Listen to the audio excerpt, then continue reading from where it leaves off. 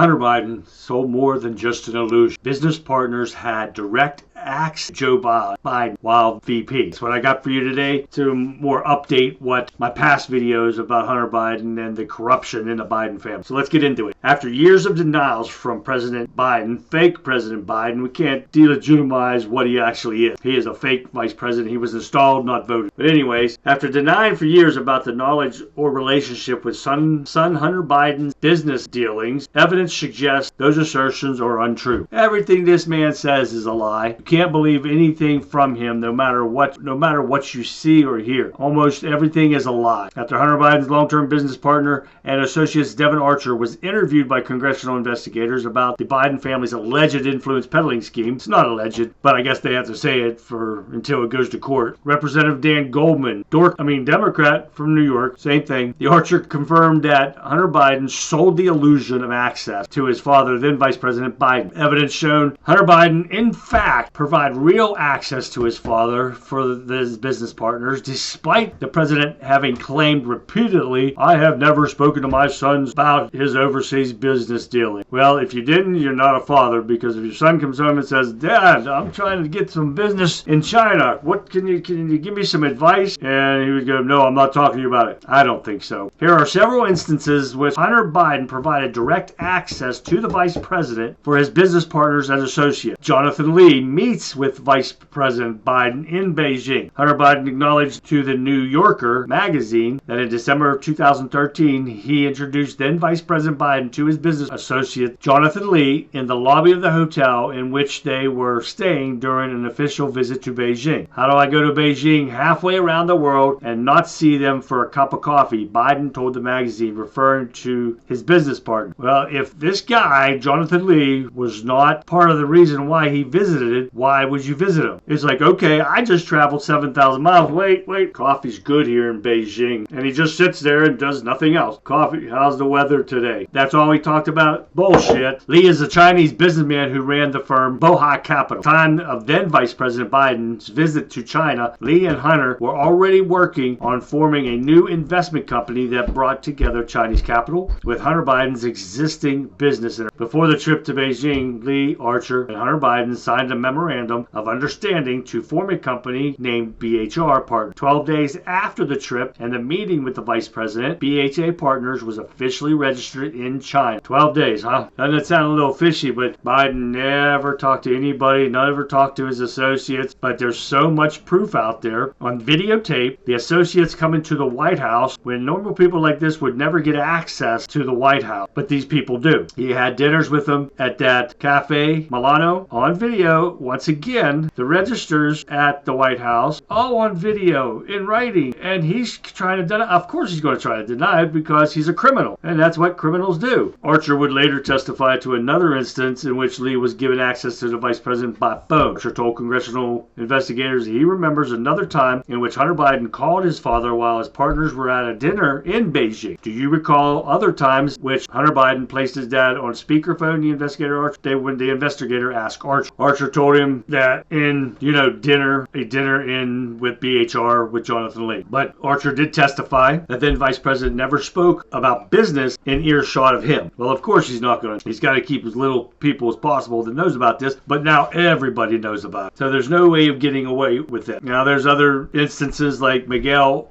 Ailman Velasco and his son, descendants of a former Mexican president, both visited the White House in February 2014, according to the White House visitor logs on paper released by the Obama administration. Velasco is a former senator and governor of Mexican state of Veracruz and is an industrialist with ties to broadcast and aviation companies. His company, Interjet, was forced to bankruptcy after Velasco was held liable in 2022 by Mexican court to pay 689.3 million pesos, which is about what? $739,891,173 US dollars for unpaid tax. His son, Maganini, is as of 2021 living in exile in France to avoid execution of an arrest warrant issued by the Mexican authorities on tax fraud. Hunter Biden worked closely with the Ailman family from 2014-2016, attempting to drum up business ventures in Mexico that would include roles for the Ukrainian gas company Burisma Holdings, whose on the board he served. Which you can go back and look at my other videos, and you can see all. Joe Biden was captured on camera giving them a tour of the White House. Brady pressing briefing shown in the photographs published by the Daily Mail. Photo memorialized the meeting with Almond's Hunter Biden, the Vice President Jeff Cooper, and friends of Hunter Biden's, who was involved in proposed business deals in Mexico. Vladimir Pisar's dinner and phone calls with the Vice President. Just the News previously reported that then Vice President Biden attended an April 2015 dinner that his son hosted at Cafe Milano that Burisma executive Vladimir Pisarski attended, according to Archer's testimony, and an email from Hunter Biden's laptop, which he abandoned at the Delaware shop in 2019. Contact in which eventually made public, which Hunter Biden, a dork that he is, a crackhead, has been trying to sue people left and right, saying they shouldn't have shared his information. Well, that laptop was abandoned. Between 30 to 90 days, if you don't retrieve your thing, it belongs to that repair shop, and he can do what he wants with it.